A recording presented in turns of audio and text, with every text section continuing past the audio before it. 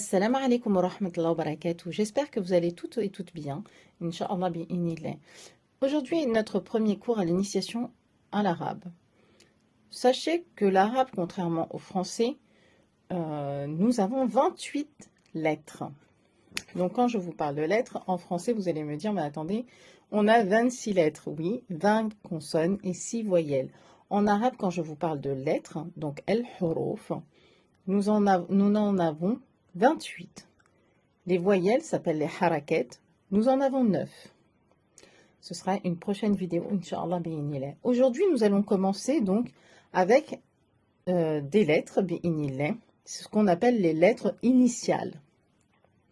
Donc les lettres initiales, ce sont des lettres comme en français. Donc vous avez les lettres manuscrites, les lettres minuscules.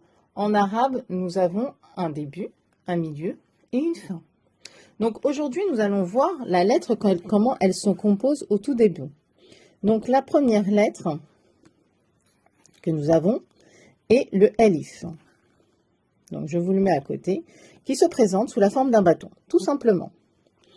Ensuite, nous avons comme deuxième lettre, qui est un peu arrondie, avec un point en dessous, le B. Attention, certains d'entre vous me diront bas. Sachez que le A est réservé pour des lettres qu'on appelle des lettres fortes. Donc là, on dit le B. Donc, arrondi avec un point en dessous. Ensuite, nous avons ce qu'on appelle le T. Donc, 2 points au-dessus, le T. Toujours avec ce mot arrondi. Donc, le B, point en dessous, le T, point au-dessus, et le C, 3 points au-dessus. Donc là, c'est comme V en français. The tree. Donc là, on a le C. Donc ces lettres, et on va continuer, Inch'Allah bi'inillah, nous allons procéder, donc à part le alif, bien sûr, nous allons procéder pour vous montrer en fait comment faire un écrit, c'est-à-dire avec un début, un milieu et une fin. Alors, ici le B, donc on va le reprendre initialement, et pour toutes ces lettres-là, c'est identique. Pour avoir en fait le milieu de mon B, ce qui se passe, c'est qu'on va couper cette partie-là, on va la barrer, et là, on aura le début du mot. Tout simplement.